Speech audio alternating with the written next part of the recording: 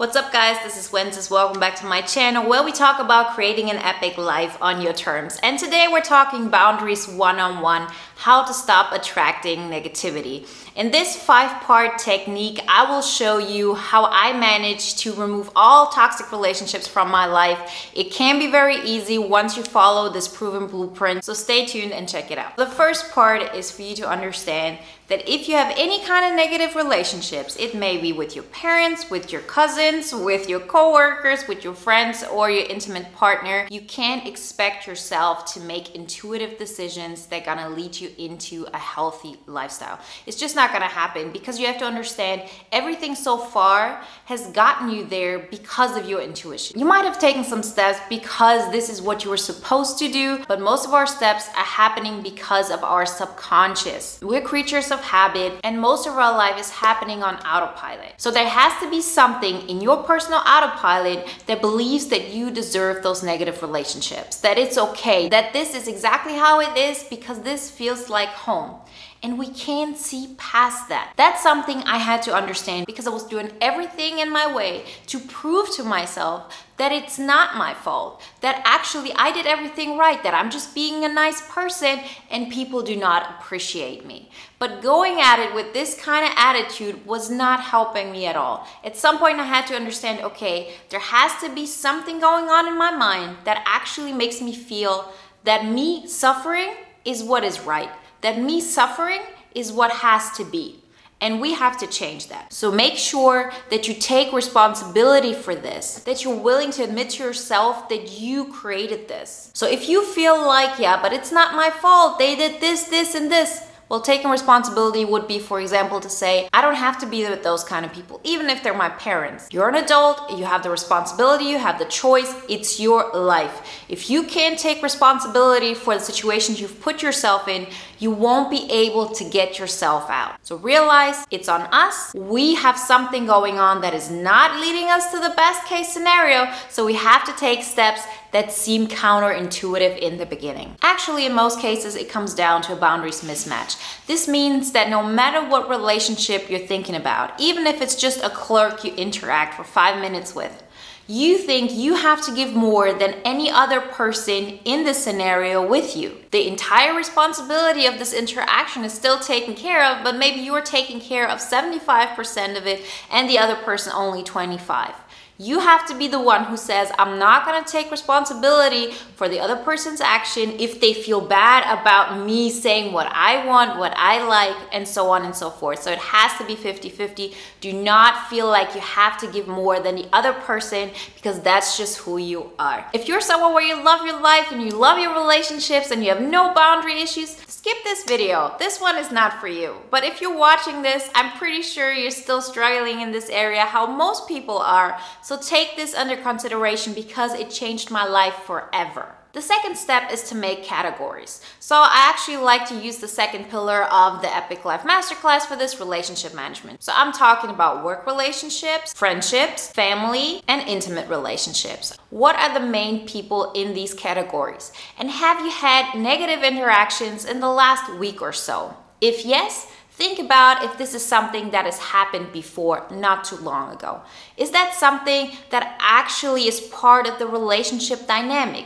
If yes, it's something to look into. It's very important that we actually look at all of those categories because some of us have had really great relationships with our parents or have had really great relationships with our friends our entire life. But all our toxic boundary issues come from one group. So for example, from our parents or only in intimate relationships because only then it comes out. It's very important that we actually analyze this and not think, oh, well, in 3 of those 4 categories, all is good and I can just neglect this one category. That's not the case. It may be that you put all of your negative emotions into this one category and relive this toxicity over and over again. Part 3. What are these relationships actually giving you that you love so much? So I'm talking about, let's say you have a best friend who's a big drama queen, but you can't let go of her. What is this relationship giving you? Is it maybe that you have a purpose? Do you feel that maybe without you she would go crazy and you're the one holding her together? Or is it maybe that you just love the fact that she has a fun life, and by you being around her and taking on this negativity over and over again, you ensure that you're having fun? Be honest with yourself. This one was a huge one for me. I actually had to ask myself, why am I in this situation? What do I gain from this right now? Because every time you have some negative thing you're taking on, it also gives you something. Even if it was just the feeling of, oh, now I feel home, because back then home was uncomfortable. Home was full of drama, and this reminds me of home. This is something this relationship gives you, because we only do things that bring us something, even if it's pain, but then we're craving this pain subconsciously because it reminds us of something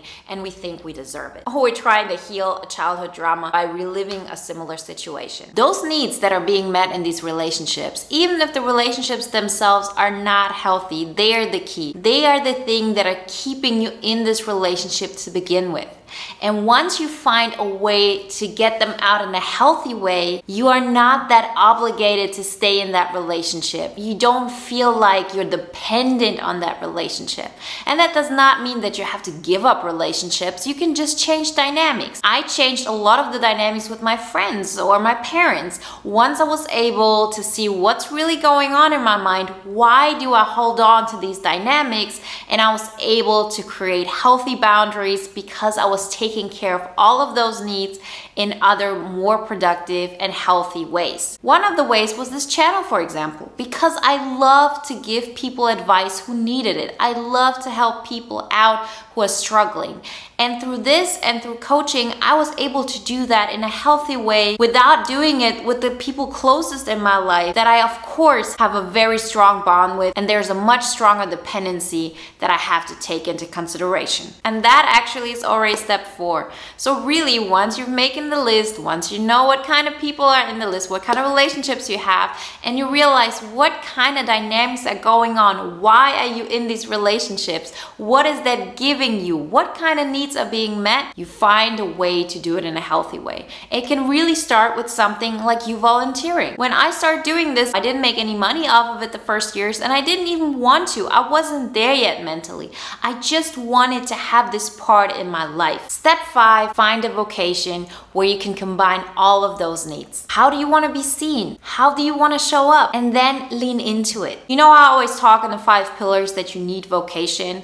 Well, this is exactly the place you can put this in. If you want people to see your great creativity, find a way for people to see it. Write a book, show people your art. Make it a point that you actually take responsibilities of all those needs that are being met in the relationships that are not healthy right now, where the boundary setting is not at a great level and where you feel like you're suffering. So let me repeat the 5 parts so you have the best overview. First off, you can't count on your intuition if you've gotten in a situation where your boundaries are not healthy. If you are in toxic relationships, if you have more than one relationship that is strained, if you have drama in your life, it has to be that your intuition is guiding you towards things that are not good for you. That is all based on some subconscious beliefs we have to overcome through actions. In order to do that, we have to do something that might seem counterintuitive in the beginning, but once you start living the new habit, it will feel good, and then you can trust your intuition in this area again.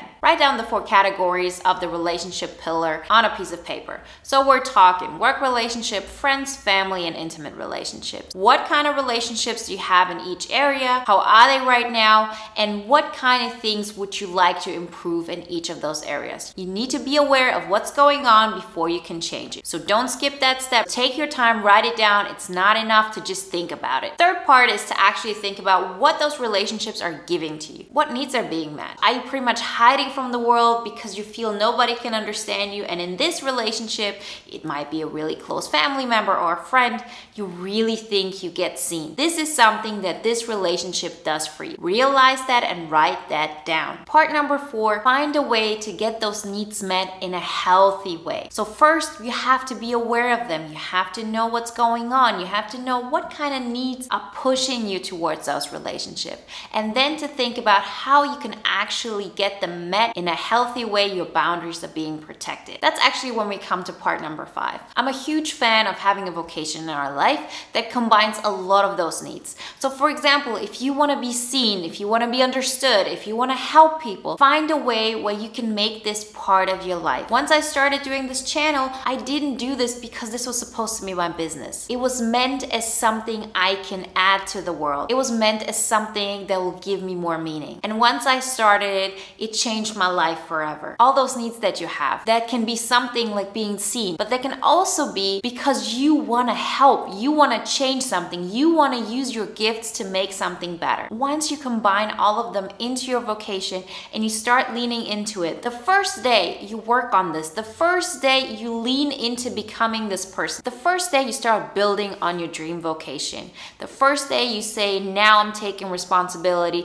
and even if it's a small step, I'm taking it, I'm in full control, and I'm gonna push forward. That's the day when your life changes forever. I really hope that helped you. If you have any questions, state them below. If you want to work with me or look into the courses and books, check out all the links in the description. If you like this video, give it a thumbs up and subscribe. Like always, I wish you a wonderful week, and I can't wait to talk to you next time. Bye!